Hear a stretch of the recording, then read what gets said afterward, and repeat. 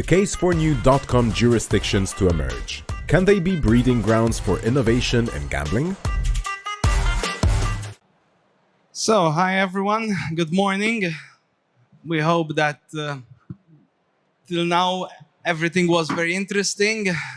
And our next panel will discuss .com jurisdictions and technology innovation and how both things, the .com jurisdiction concept and also innovative technologies, go hand in hand together or not, possibly. So today we have with us Tanja Dimitrijevic, who is head of legal at Acre. We have Maria from all the way from Dubai, from the United Arab Emirates, who is an independent consultant. We have Eran Shay from Gibraltar, and we have Angelo Dalli, who's an AI expert. So as you can see, the panel is quite varied. We have lawyers, non-lawyers, and we have people coming from different jurisdictions. So what is happening in Curaçao at the moment goes to show that there is a severe lack of options when it comes to .com jurisdictions. For those of you who have been following, when there was there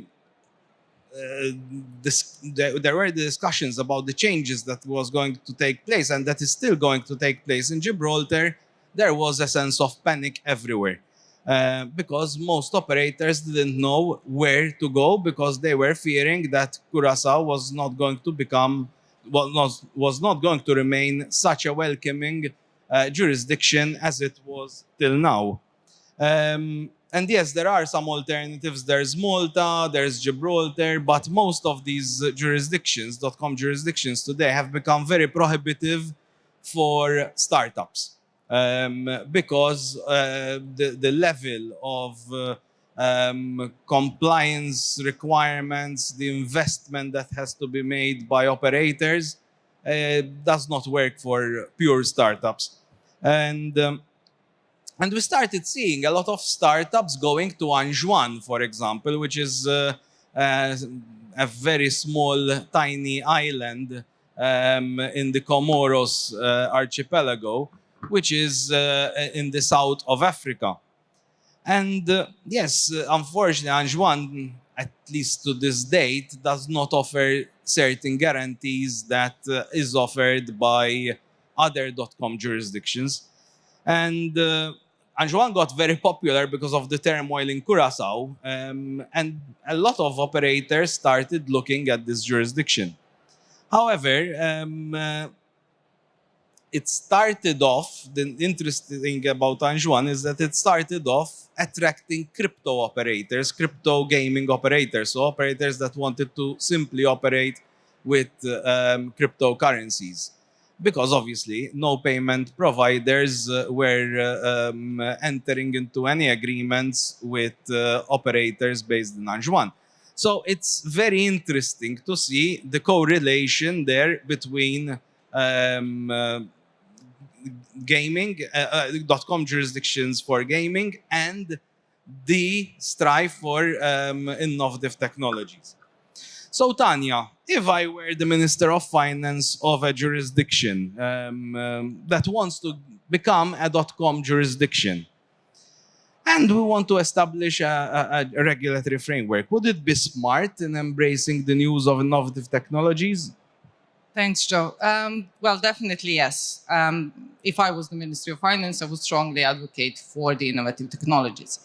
And the reason for that is that nowadays you cannot function right without these technologies, and you have to make sure that you're making your jurisdiction attractive. And when we're talking about the attractiveness, it's not just for the top tiers operators, but you also have to make them attractive for startups. So embracing these innovative technologies, essentially the message that you're sending out is that you are dynamic and forward-looking in jurisdiction, and that obviously puts you ahead and provides that competitive advantage over other jurisdictions.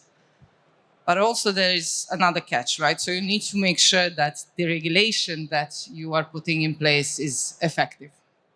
So what we've seen, at least when we did experience this in Malta, is that just having the regulatory framework, right, is not enough. So you have to make sure that it's technology friendly, that you have the expertise in the jurisdiction to understand this technology, and to make sure that the regulation obviously follows the technology. And another thing is, if you are actually embracing these new technologies, you can make your jurisdiction very attractive for startups. Why? Because the new technologies, such as, for example, blockchain, which allow for automation and transparency, can actually lower the cost of compliance, which are huge at the moment. And for startups, as you were saying, that's one of the biggest challenges out there. And the last thing why you would want to embrace new technologies is obviously consumer trust, right? So the foundation of any jurisdiction is the trust of the consumer. So when you get the technologies which are allowing for security and fairness, especially in iGaming, what you're essentially signaling to the consumers is that their concerns in relation to privacy or fairness are actually tackled with these. But again, there are certain concerns that you have to take into consideration as well, which just establishing yourself or sending this message out there that you are tech friendly without actually having the proper infrastructure to support this could be the downfall, right? And also you need to strike that right balance between technology adoption and regulation and the regulatory oversight. And lastly, what's very important is that you have internally talent and expertise who are actually going to support this industry. Thank you, Tanja. Angelo, you have been in the industry for a very long time, although you're not that old. You are also an innovator and a technology expert. You lecture AI at the University of Malta. You have founded some of the most interesting technology companies, and right now you're at Umani, which is a very innovative AI startup. From your experience, how difficult was it back in the day to convince regulators to allow the use of innovative technology in gaming over the years? I know you used to come and try to convince me as well sometimes when I was at the MGA. So, exactly. No. Yes, as Joe said, I've been in the industry for a very, very long time. And I've seen the evolution of how things have got more formalized over time. So in the beginning, it wasn't difficult at all. It was sometimes just convincing you when you were at the MGA, and that would have been it. And the process was obviously a little bit less formal, and it was more kind of you just convince the regulator, and that would be it. I think that maybe it's a good thing that we're not at that stage, stuck in that stage, and there is a bit more process. Obviously, there's always this trade-off of over-regulation and no regulation. And when it comes to things like AI, it is very important to adopt a light touch approach, because otherwise we're going to end up killing the innovation and making it impossible for companies to actually apply such technologies. For example, you mentioned compliance, one of the areas that AI can help in reducing costs and reducing the cost of compliance checking. However, if you're not going to allow the AI to actually access the personal information, then the AI cannot do its job. So there is always this trade-off between privacy and convenience. And I think that over the years, things have gotten more complicated. For example, when it comes to bonusing, it was much more easy to do bonusing for everyone. Just launch one version of the product and it will work everywhere. Now you need to take into consideration different country regulations. You need to take different restrictions. There are certain restrictions that also limit the use of data and the gathering of data depending on that particular country. So this is something that has gone complicated over time. And I fear that if it continues to become more and more fragmented, it's going to become even more complex. Maybe you'll need AI just to handle the application process itself.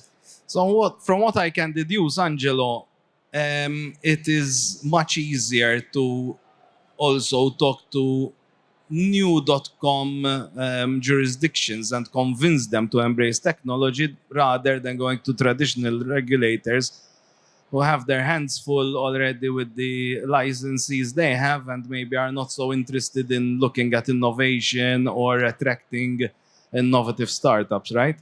Well, I think that the newer jurisdictions will obviously be more keen to attract business, so they're probably going to be a little bit more flexible. However, I think it depends also on the regulator of the different countries.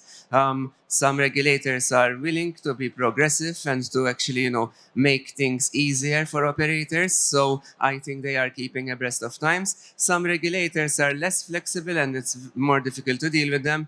There are some regulators in Europe that also have contradictory terms, which make it impossible to comply, basically. So, accepting tax and telling you that it is not possible to do gaming in their country. So, such regulators are obviously causing confusion within Europe and possibly not complying with the harmonized rules. So, I think that yeah, you have a point. I think that the new jurisdictions could be easier, but I think that jurisdictions that are wise will adapt. Maria, we work a lot together in the UAE. Since we opened the office in Dubai, we have collaborated a lot with you over the past months. And now, finally, the UAE is going to regulate gambling. So, unlike what we predicted, however, some time ago, the UAE is not going to go for a .com framework where it will attract the bulk of operators, at least for B2C. However, it is now a certainty that in the UAE we're going to have a gambling framework, and and there's also going to be an online gambling framework. It's not just a land-based framework as some people were thinking some time ago. How exciting do you see this evolution for a country that until this moment, this very moment, the law in that country, the federal law is saying that gambling is illegal? Yeah, that's true. UAE is a country that is following Sharia law, so gambling is illegal, and there are very hefty fines for people who are gamble. So for individuals, there is a fine of around 13,000 euros or imprisonment up to 2 years. And for people who are facilitating gambling, those fines are even higher. So it's around 30,000 euros fine and imprisonment up to 10 years. So the fines are hefty. But because UAE is a jurisdiction that is trying to be very innovative and implementing a lot of solutions that will attract investors, tourists, and will facilitate for the entrepreneurs to create hub in UAE. And exciting news that UAE set up a new authority, which is a General Commercial Gaming Regulatory Authority. And it's going to be led by veterans in gaming industry from United States. And this is very exciting news because as of predictions of Bloomberg, UAE, if reaching 1.6% of GDP of income to their budget, it will bring more than $6 billion to the budget, and UAE can reach the level of Singapore, so creating the hub in MENA region. Another exciting news is that there is already in progress one project which is happening in Ras Al Khaimah Emirate, and this is the building of the resort, which will have a casino. And it was possible due to the creation of a new department that is gave the permit to build such resort with casino. So it's an inland casino. So it will attract definitely a lot of people coming to the UAE Their project is planned to be finalized by 2027, so basically in 3 years. Although, as you said, gambling is forbidden, but in the UAE, you might... Yes, but we also know that in the UAE there are those commercial communication lotteries that basically you buy a bottle of water or a pencil and you participate in a lottery ticket, right? Exactly. So how it works, there are certain companies that can get a permit from the Ministry of Economy to create some type of lucky draw or raffles, but their main idea is behind their philanthropy and the charity behind it. So basically what the participants are doing, they're buying. So for example, if you look at the website of Mahzouz Lottery and the Emirates Draw. Yeah, there are a couple of them. So basically you can buy a bottle of water, like you pay 35... Which you need to go and collect from their offices, so no one does it, obviously. Exactly. So you buy, you spend 35 dirhams, which is about 8 euros. Part of those money, of course, go for the charity. So you're supporting some charitable actions locally and in the region. And while doing this acquisition, you receive the right to get a ticket. So per each bottle, you have a ticket where you can choose 3 to 7, like 5 numbers, and then their monthly lottery, and you can win some prizes. But Maria, that's now all going to change, luckily. So now they're going to have this framework. And from the information I have, these operators will need to actually obtain a gambling license. So hopefully we'll see a framework that encompasses everything. Exactly. I think this is a very good thing to create the authority that will harmonize rules, because trying to find the way to create the lottery, but each of them are working in a slightly different way. They need to give the notification when they will do those draws, how they will do it. So it's not so easy to do them, and not actually everyone have their really clear rules how it works. So hopefully very soon, early next year, we will have rules which will allow entrepreneurs to apply for licenses. So, Eran, you're the last one to speak, but it's very interesting to learn more about Gibraltar. Gibraltar has passed through some tough times, just like we did because of grey listing. But for you, it started much earlier with Brexit. So that has had a big impact on the attractiveness of Gibraltar. Then you had grey listing, of course, and hopefully for you, it's going to end very soon, because it seems that by March, Gibraltar is leaving the grey list. And we also know that Gibraltar has updated its gambling framework recently, quite heavily. Is the new policy banking on attracting operators that wish to experiment with innovative technology, or are you simply planning to have a normal .com jurisdiction facing maybe new regions in the world? Thank you, Joseph. Well, yes, Gibraltar has always been considered perhaps the gold standard of regulations, which has always been attracting some of the biggest operators in the world to Gibraltar. You're correct, considering that Malta was the platinum. But definitely that created quite a barrier to entry for some of the smaller startup operators. But what we've seen in recent years has been perhaps a shift, perhaps a much more flexible licensing attitude by the regulator to allow more startup, more younger type of operators to come into the marketplace. Now, the change in regulatory framework, that has been something that has been brewing for the last few years. Unfortunately, we've had to deal with Brexit, as you mentioned. We've had everyone that had to deal with COVID. But from the best that I know, to the best of my knowledge, that act, the new Gambling Act, is expected to pass in the first quarter of next year, to coincide also with the removal of Gibraltar from the grey list, which has only been confirmed to take place in February 24.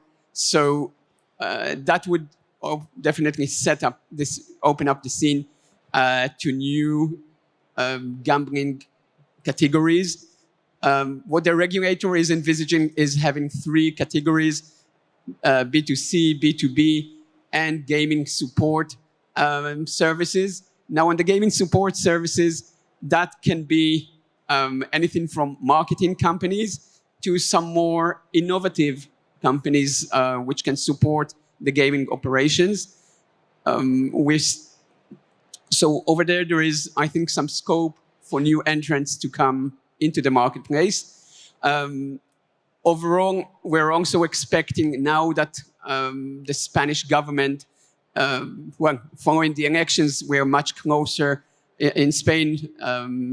We're much closer now to have a government in Spain, perhaps by end of this month, which would facilitate the treaty negotiations between Gibraltar and Spain, which have been going on for a couple of years. And with the Pedro Sanchez there, was supposed to be re-elected as Prime Minister of Spain, that the PSOE party has always been very supportive to cooperate with Gibraltar. And we're going to be seeing matters such as the fluidity at the border and some other tax matters also being ironed out, and which would facilitate a lot of the access to employment in the online gaming industry in Gibraltar, because there were some fears that because of any matters with the treaty, it would impede employment there. But overall, we are seeing that both on the treaty side, as I said, the removal from the grey listing and the new Gaming Act that would pass in the next quarter, that would definitely open up Gibraltar to new entrants, being technology related companies or some more traditional operators. Thank you. We have just above 2 minutes, so a very short comment from all of you. If I were to set up a company today, where should I go to obtain a license if I'm obviously starting up? So in reality, I don't have the funds to get a license in every jurisdiction. What would be the go-to.com jurisdiction today? Well, Apart from Malta and Gibraltar, obviously, because... Yeah, if I may start. My guess is I see a lot of potential, obviously, in the Southeast Asian market. And I think countries like the Philippines can be one of the more attractive jurisdictions to come to, both having a massive domestic market of over 110 million people, if I'm not mistaken, but also as a gateway to other Southeastern Asian countries over there. There's still a lot of interest in Curacao as well. I mean, they do have a new framework coming in place, but and there are a lot of uncertainty around that framework. But yeah, the operators are still looking towards that jurisdiction. As I've been saying before, like I would also probably, like, if it's not today, I would wait a couple of months to see like what will happen in the UAE, because UAE is a gateway to Africa and Middle East. So it might be the type of the jurisdiction, as we say, like of the future and attracting a new business. And probably Joe, you will agree, like whatever UAE does The next country which is very rich in the region is Saudi Arabia. So most probably they will take an action very soon if it's a success in the UAE. It will be interesting. But from what I know, that the UAE is going to focus mostly on B2Bs, and it's going to be a very interesting jurisdiction for B2Bs. I think as a rule of thumb, the jurisdictions that allow new technology to be used, so that because at the end I feel that operators that use new technologies like AI are going to survive, the other ones are going to drop off over time, and also those that have clear rules that are not ambiguous, that don't have contradictions, that allow you to operate in peace, kind of, and not have to worry that all of a sudden something's gonna happen and the regulator may turn against you, kind of thing. So I think those two are the most key important terms. Thank you, everyone, and thank you to the panelists.